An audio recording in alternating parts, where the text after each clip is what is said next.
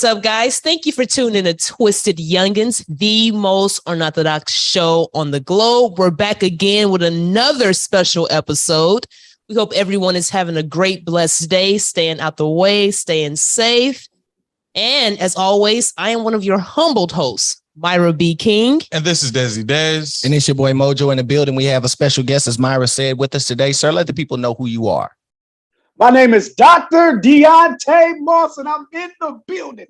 Youngins, what's up? Absolutely. Okay, like the energy. Absolutely. Welcome to the show, When man. you say doctor, are you actually a doctor, or you like Dr. Feelgood that was out there in Florida? Nah, man. It's accredited and earned. Absolutely. There we go, man. Let's start off like this. Where are you from, actually? Because we spoke about it. Okay. I am from the great state of Ohio, Toledo to be exact. Toledo, Ohio, born and raised. Okay, and what was it like growing out there up in Toledo? It's a little different. We had some circumstances that I had to arise. See, I grew up in foster care. I had parents that was addicted to drugs, in and out of prison. So it was kind of a tough upbringing for me. 10 different foster homes, 4 different group homes. But my faith got me through my journey. Do you understand the words that's coming out of my mouth? Yes, sir. And you said, wait a second, you said 10 different foster homes? 10 different foster homes, 4 group homes. That's correct. How was that process, that whole transition? Because there's a lot of stories that go around surrounding foster homes and group homes, as far as like the treatment of the children, the care. You know what I mean? Like the rapings that didn't happen. We interviewed a stripper she got raped By her foster parents. Yeah. Abuse and stuff like that. Oh yeah, we hear many horror stories. And I would say that, during the time I might not have seen it, but I think all of it prepared me for who I am today. And I think it ultimately became a testimony that God had me to go through it. But during the time, I wasn't happy with the foster care system because I didn't desire to be a foster kid. I wanted to be with my parents. Even though my parents didn't have it right, I still wanted to be with them, or my nana or my grandma. How many people out there got a big mama or a nana? You wanted to be with them. You didn't want to be in the system. And what deterred me further away from foster care or not liking it at first is that I was sent to foster care with my 2 sisters, but I was in a foster care alone and they were in another foster home together. So I advocate and promote not having sibling separations in foster care, because if you can imagine being 7 years old and sent to a foster home by yourself with nobody to kind of lean on, it kind of broke me a little bit. I didn't even speak to my first foster parents was a very old couple. I barely even spoke to them. I locked myself in the room with a clock radio. There wasn't even no TV in there, nothing. And I used to listen to channels, a radio that just had one station at work, which was like a Tower 98 station. Wasn't even my preference of music. And I used to just listen to that all day, like just songs on there. But foster care was tough early, but then I guess I kind of learned how to navigate and use the pros and cons of it, because eventually it did give me some pros out of it. But during the time that I was going through it, it was a lot of cons. I had good foster homes, I had bad foster homes, but I think it's all in the process of molding me and who I am today, really, honestly. You say you were in a bad, you had good and bad foster homes, because I did go through 2 foster homes coming up. What do you think, what was the biggest issue with the bad foster homes? Just motives. And I'm not saying I'm a foster parent as well. I've been a foster parent for many years, and I'm not gonna say like foster parents make a lot of money, but some of them use, that might be their extent of their income. Yeah. So they might feel like, I'm gonna take these kids so I can keep this money coming in. And kids know who doing it for the money and who doing it for the love. You know what I'm saying? You'll feel that. You'll be able to feel that and understand that and know that. And I think going into foster care, you could tell who was in it for the other reasons and who was there because they genuinely wanted you to have a safe place to stay. Absolutely. So either way, I got a place to sleep. I got a TV to watch. Maybe this guy is in it, or this family is in it for the money, but we still take you out on trips and take you to the zoo and take you to the park. And, would you look negative upon him? This couple, if they still do stuff with you, but hey, it's a good amount of income coming in from, having a couple foster kids. Now, granted, I might not love you because I don't know you, but I do care for you, and I make sure I supply your needs, and you always get a bath, and I give you 3 meals a day. Can I speak on that though? Because I think that's really what the biggest issue for me with the foster system really is what you were talking about, sibling separation. I got 4 sisters, 4 brothers, but we were separated as children through the foster system. And another thing with is what you just spoke about. When you got parents that are in it for the money, like you said, as a child, you can tell, because it's not about the fact that, like you said, we're still going on trips, we're still doing all of that. But when you adopt a child or when you foster a child, as you said, I don't love you, so I can't love you. That's not true. No, I didn't say I don't. You have to grow love, though. You have to grow love. I know. But what I'm saying is what he's talking about. I believe this is what you're saying, because a lot of foster parents that get children for the cash, there is no love. You are a check to them forever. Like, they'll never grow to love you. They're going to always look at you as a check. So the point is that there's no care in between the two. So when they're looking at you, they're looking at you like a check. So yes, we're taking you out and stuff like that, but the affection isn't there. I can't come to you with those problems that I have as a child, like things going on at school and stuff like that. Parents about the money, they don't worry that. Hey man, hey, didn't I just buy you some new clothes for shoes and stuff like that for school? I don't want to hear all that. I think a lot of them are about the money. They just maybe they can hide it better than You know what I'm saying? And even from my experience, the experience isn't the same. You know what I'm saying? You could tell if somebody wants to really be involved in your life. You know what I'm saying? If I'm staying in your home and you taking the time to have conversations with me, asking me how I feel, showing me the proper respect and love, and me doing vice versa, you know what I'm saying, while I'm in your home, you can tell the genuineness in that. Now, you can tell when it's stuff like, when it's like a job. This is what I'm supposed to do. This is what I'm required to do. This is what I have to do. This is now it's time for you to go to bed, lay down, don't get up. Lock, you know what I'm saying? You can tell the difference between, I feel like a person that's genuinely invested in who you are or knowing who you are than a person who is, I guess, like kind of like factory. You know what I'm saying? You know what I mean? If you get the gist that I'm trying to. Yeah, but if it's time to lay down and go to bed. Did the social workers care? I had some amazing folks too. I had some good ones and some bad ones. Now I was I was a little manipulative as a kid, so I would like hype. I had an excellent social worker, and I would just hype her up before she even did anything. I just, oh my God, you're amazing. You're the best social worker I ever had. I feel like that kind of gave me an advantage. She was like, yeah, I am. Yeah, I'm gonna do great things for you. I said, you always coming through. And she would, you would like hook it up later, like, later on, like, have me come speak at some events for her and things like that. You know what I'm saying? Like, yeah, right. My foster, my social worker is amazing. She's always been, you know what I'm saying? So I think I use that to my advantage. You kind of learn little tricks and traits during the system to kind of get to where you need to go. Right. How did you end up getting out of the foster system, or did you grow up? Did you get out when you were like 17, or how did that go? I didn't. I emancipated out of foster care. So that means that I was awarded of the state until I was legally an adult. And I went straight from foster care to college. And that was one of the pros in foster care, was that my college was paid for because I was awarded of the state. Technically, the government was my parents. So when I went into college, everything was taken care of.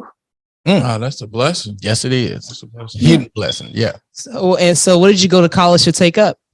So I went when I first started, I wanted to go for pre-med because I'm like, this is free. School is free. So let me just go get the bang for my buck.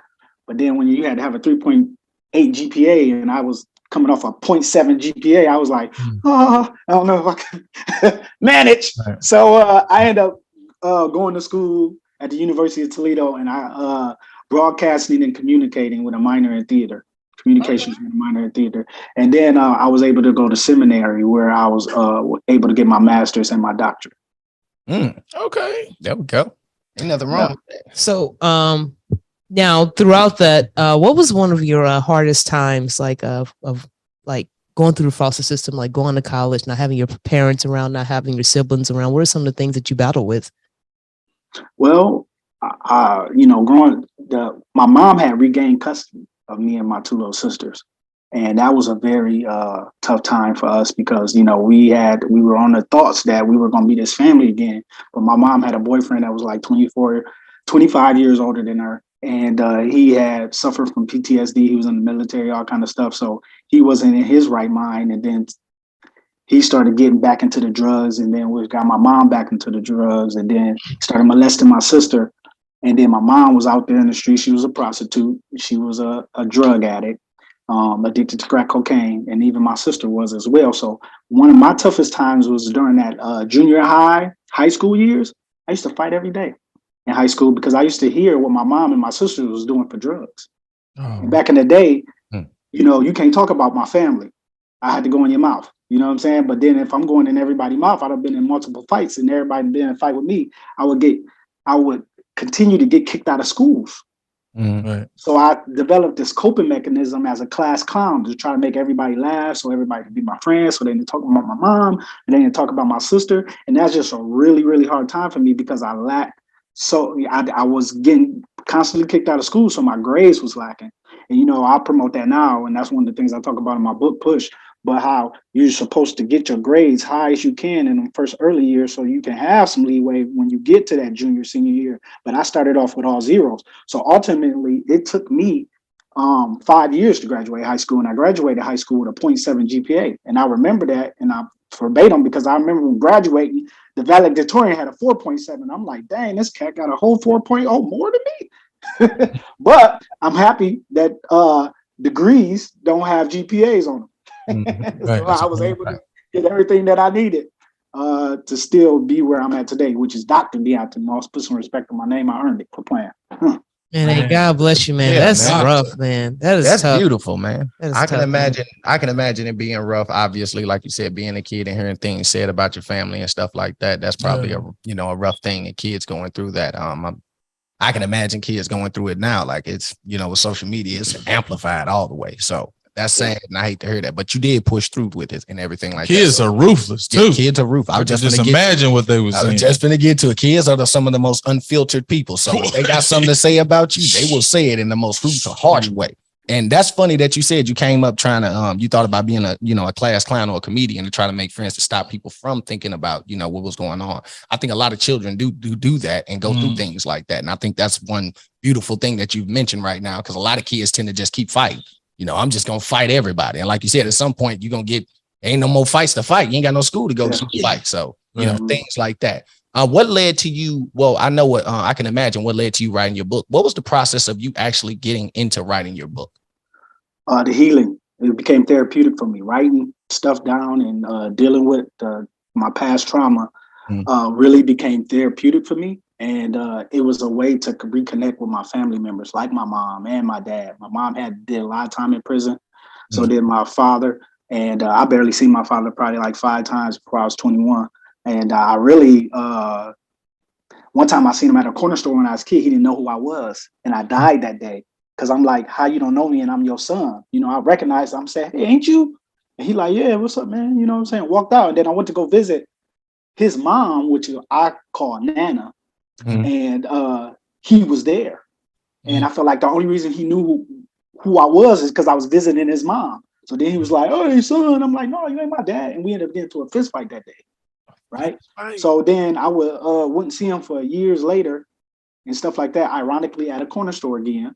And then by this time, I was almost graduated college. I had traveled the world. I stayed studying abroad all over the world, Germany, Italy, and stuff like that.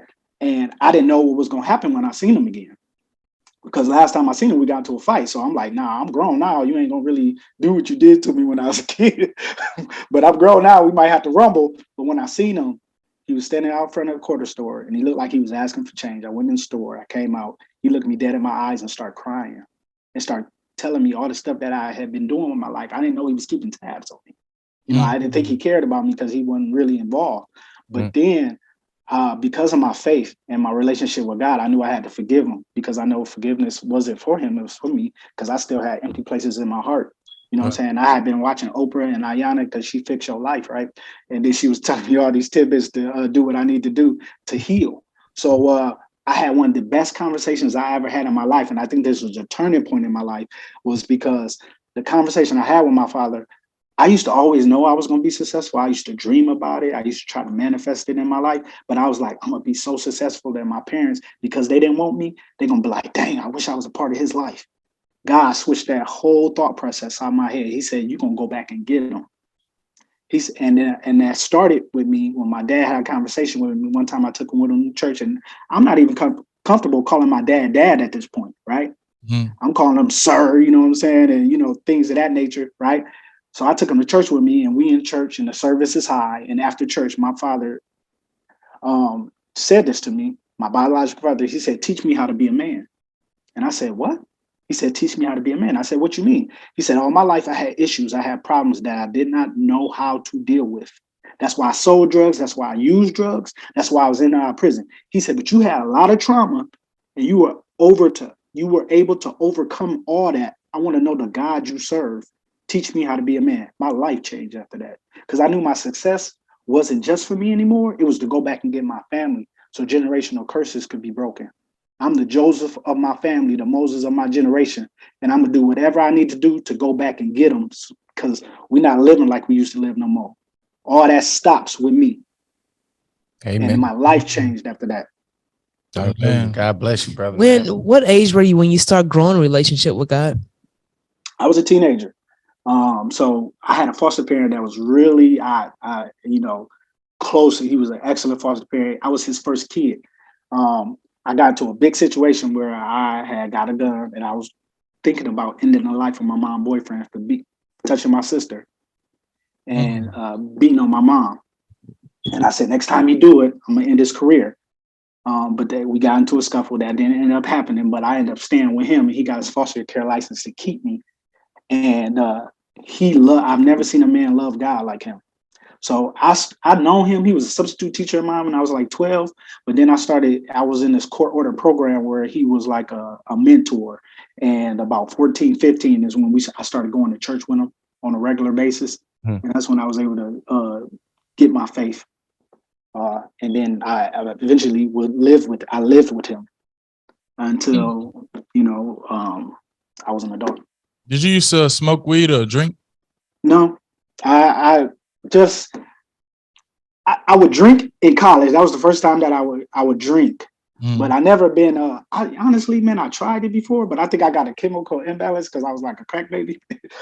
So I honestly believe that when I was in college and I tried it, I was like, "There's something wrong with me, y'all. I'm feeling kind of weird. Take me to the hospital. Like this ain't a normal." So I had to leave it. I had to leave all that stuff alone. That wasn't for me.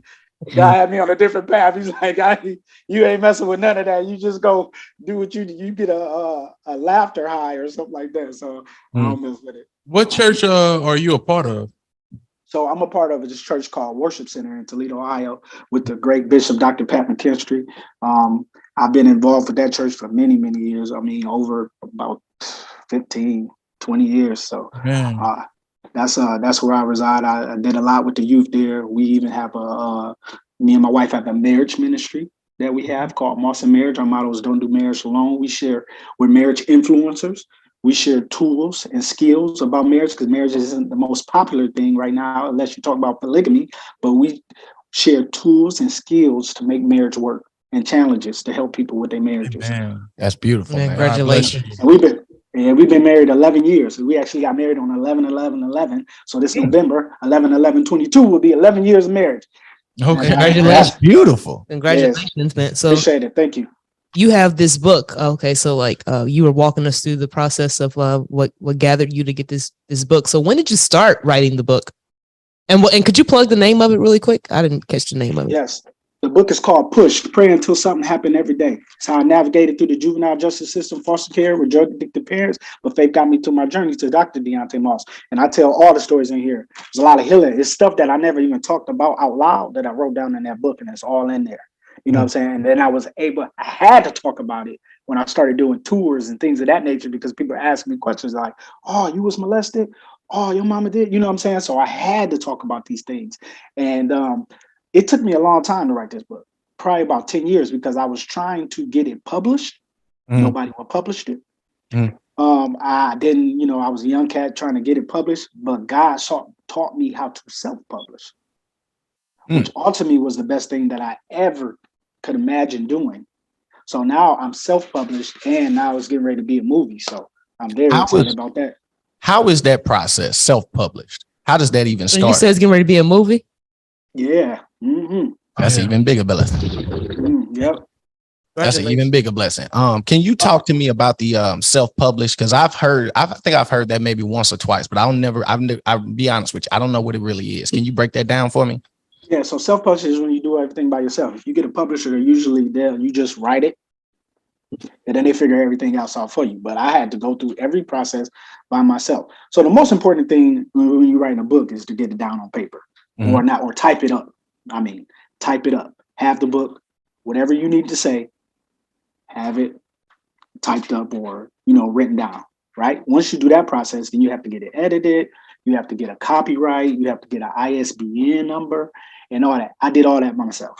Okay. I just went up without it. So my book now is available anywhere books are sold. I mean, you can get it on Amazon, which is a number one seller on Amazon, Barnes and Nobles, probably at your local library. You can get my book on at Walmart, on eBay. You know what I'm saying? And that was because I went through the entire process by myself of publishing it without a publisher. Was there a lot of cost involved during this process? Like, was it a high cost to try to do a self-publishing? It can be. You have to find it's different. Copyright is probably the same across the board because that's the U.S. government copyright. But there's different options to get like an ISBN number and things in there. It's kind of like which process you go with. How much is somebody charging you for the cover? If you're trying to get the cover of your book done, that might be going to cost, or somebody charging you to edit. It's all about the way you go. Some of them costs I didn't have to take. My uncle is a journalist. So I was able to get my book edited for free because it was family.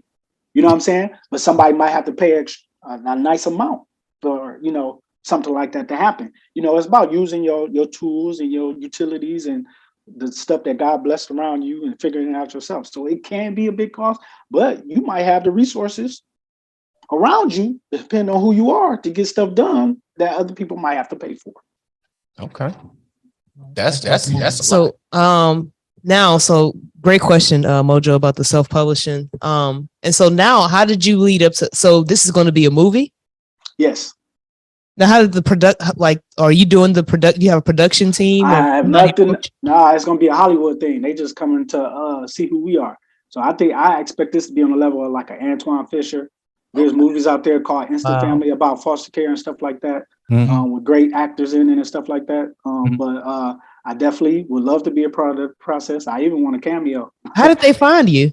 Well, it's family. Okay. It's some people, and my wife has people in her family that's NFL players, producers, NBA players, and stuff like that. But then also I've given my book to a lot of people, and they've been able to read my book, and producers and stuff like that. So they approach me about things like that. Congratulations with that, beautiful, man. All right, last question. You got before he gets his last question, you have to invite us out for the premiere. Absolutely. Yeah. All right, I gotta have the youngest in there. Yeah. All right, it's on camera now. You got it. We're gonna timestamp that. But last question. In the Bible, who are we? Me? Who are we? No. Who are we in the Bible? Race, ethnicity. The African Americans. Who are we? The African Americans? Yeah. The Israelites, right? Amen. All right. That's all I got. All right, man. You're getting the right teaching. Yeah. Well, I want to congratulate you on your journey. Absolutely. Thank you for opening up, man. The book, the movie, and the things that you went through, man. Some people would have gave up a long time ago and chose a different path, but you chose God and you stuck with it, man. Before we get out of here, what message do you have to relate to the children? You're not defined by your mother's and father's mistakes. You are not defined by your mother's and father's mistake. You got to live your own life. You got to go get it. Some of y'all are in charge of breaking the generational curses of your family, and you got to live your life and do what you're supposed to do that. Absolutely. Now, granted, your life might be a couple years. It seems like it's getting crazy out here, but Yeah, I mean, listen. For as long as you can. Yeah, at the end of the You day, can't worry about that. You gotta keep living. Right. Yeah, You still gotta do your part. You know, a lot of people did their part and they left us early. I feel like Tupac did his part. I feel like Nipsey did his part. You know what I'm saying? Like, you still gotta do what you okay, since you brought them up, are they in heaven? Are they in heaven? Yeah. I see when I get there. By no, you can't. You a Bible believer. Oh, I don't know that. No, that ain't my job to know. I don't judge them. My job is to make sure I get there. You're not judging them. No, you're not. I'm not judging them, but I don't know. I don't know. How? If you read the Bible before, you know what God's likes and dislikes is. Yeah, but that don't mean I don't know if they went to heaven or not. That's not how. If all you can do is read the Bible, his likes and dislikes. Were they living in fornication? Yeah. Nobody. If you're not following the Bible, if you're not following Jesus Christ, he said, deny yourself. You're not denying yourself. If you didn't live your life denying yourself and actually following him, then you should know if a person is in hell, in heaven. That's simple. Let me tell you something. I really don't know how they live. I just listen to their music. Honestly, if I don't really, how you know how they live? They was on camera. What'd you say? They was on camera. How do you know how they live? What do you mean? I got the food on camera. That don't mean I'm not going to heaven. No, what was their content? Hold on. What did they rap about? What did they put out? Have you heard? Did any of them put out Jesus Christ? Did they ever tell you Jesus the way? What did they rap about? Bring up their lyrics. What do you mean? I think Tupac. I teach a lot of Tupac songs in my class, like "Dear Mama." Oh, but he rapped about being gangster thug life. So you teach him in your classes. What do you like? Definitely. I love to break down. I love to break down. No, like Brenda's Got a Baby is an excellent song, and I break that down to my students because there's kids out here having kids. That's a good song. I had my first daughter when I was 15 years old. It's part of the testimony. Now I'm a grandfather. But to say but to say you have read the Bible and you don't know if they're in heaven or hell or not, then that I have read the Bible. I do. Right. I continue to read the Bible and learn the Bible. Just because I read and learn, there's some things that's obvious. What is unrighteousness in the sight of the Lord? Fornication. If a man is living in fornication and he dies living in fornication, you will inherit hell. You're going to hell. If you're not denying yourself on earth and following Jesus Christ, you're going to hell. That's simple. Now that's why Jesus died, right? So we can have an opportunity to Amen. You get the opportunity. If you don't forgive, you're supposed to be a fisherman. If I'm a rapper and I'm not preaching, if I'm rapping about gangsterism, having sex, having fornication, if I'm rapping about killing, stealing from people, and all these devilish things, the devil come to steal, kill, and destroy. If I'm rapping about steal, killing, and destroying, I'm going to hell. What power? What source? Let me tell you something. Let me just say one thing. We don't know what they was doing at the last hours of their life. They could have gave their life to God. We don't know that. You weren't there. I wasn't there either. We don't know. They was on camera, bro. They was on camera. I'm not talking about camera. I'm talking about before they left this earth. We don't know what kind of relationship they had with God before they left this earth. I know what you put out. It's about what you put out. What you put out there. What you put out to the masses, right? Mm-hmm. If you put that devil type stuff out there to the masses, then the way you lived your life, there ain't nobody married, ain't nobody doing that type of stuff. So you rapping about this, that's how you live. You are what you do. You are what your works are. You are what your fruit is. I have not always been the best person, but God still uses me. Amen. But you're still living, so you still got an opportunity. Absolutely.